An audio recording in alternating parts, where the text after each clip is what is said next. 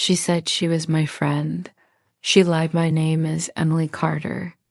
I am 29 years old, and this is the story of the woman who smiled at me every day, held my hand when I cried, called me her sister, and quietly destroyed my life from the inside. Chapter 1.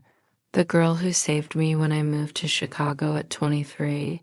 I was completely alone, new city. New job, no friends, no family nearby. I remember standing in my tiny studio apartment on the first night, surrounded by half-unpacked boxes, listening to the city noises outside and wondering if I had made the biggest mistake of my life. That was the night I met Lily. She lived across the hall, same age, same smile, same coffee addiction. She knocked on my door holding 2 paper cups and said, "New neighbor. I figured you might need this." That small kindness changed everything. We became inseparable fast. Lunch breaks together, weekend brunches, late night talks on my couch. She knew my childhood trauma. I knew her dating disasters. We laughed until our stomachs hurt. We cried into the same sleeves. She used to say, "You're the sister I never had." I believed her, God. I believed her with my whole heart. Chapter 2, The Secrets. I trusted her with. I told Lily things I had never told anyone about my father leaving when I was 8, about my mother working 3 jobs and still barely surviving, about my fear of being abandoned, about the panic attacks I hid behind smiles. She listened. She hugged me. She promised, "I'll never hurt you, I swear." When I started dating Ethan, she was the first to know. She helped me pick outfits. She rehearsed conversations with me. She celebrated when things went well and wiped my tears when they didn't. When Ethan proposed, Lily screamed louder than anyone. She hugged me and whispered, "I'm so happy for you. You deserve this." Looking back now, I wonder if her smile cracked for just a second. Chapter 3. The small changes I ignored after my engagement. Things shifted. Slowly, quietly, almost invisibly. Lily started making little comments. "Are you sure? Ethan is really ready for marriage? He seems distant sometimes. Men like that usually hide things." I brushed it off. She was just protective. That's what friends do, right?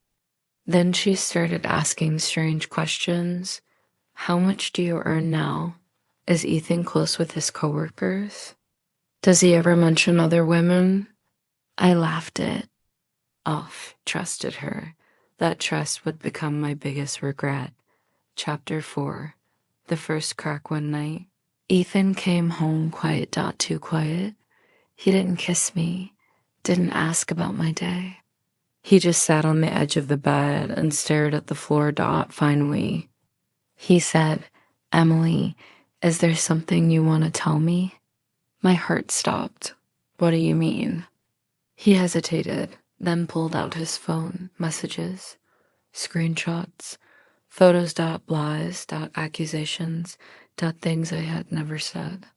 Never done. Someone had been telling him I was flirting with other men, that I complained about him behind his back, that I regretted. The engagement. The messages were sent anonymously, but the words felt familiar too. Familiar.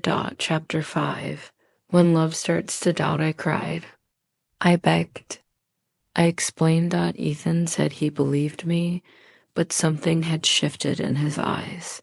Trust, once cracked, never returns the same.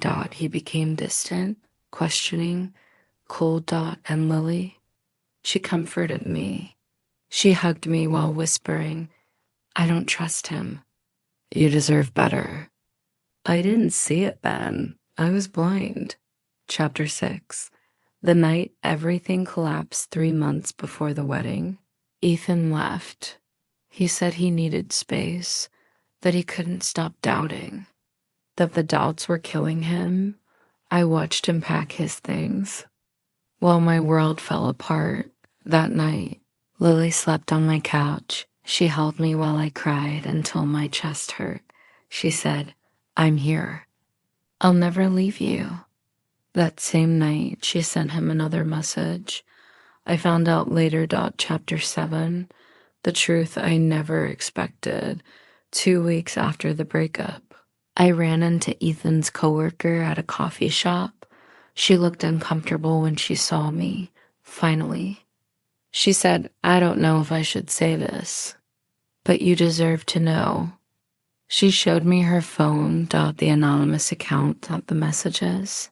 The IP address. It matched Lily's apartment. My knees gave out. The person who destroyed my relationship. The person who planted every doubt. The person who broke my heart was sleeping on my couch. Chapter 8. Confrontation. I confronted Lily that night. She didn't deny it. She cried. She screamed. She said she loved Ethan, that she deserved him more, that I had everything and she had nothing. She said, "I didn't mean to hurt you. I just wanted what you had." Those words haunt me. She packed her bags and left without another apology. Just like that, my best friend was gone. Chapter 9. The silence after betrayal. The months that followed were the darkest of my life. I lost my fiancé. I lost my best friend. I lost my ability to trust. Every laugh felt fake. Every smile felt heavy. I questioned everything. Was our friendship ever real? Were her hugs lies too? Did she ever care at all? Betrayal by a stranger hurts. Betrayal by someone you love destroys your soul. Chapter 10. Healing isn't pretty. Healing didn't come fast. Some days I couldn't get out of bed. Some days I screamed into pillows. Some days I missed her more than I hated her. That's the cruel part about betrayal. You grieve someone who is still alive. Chapter 11.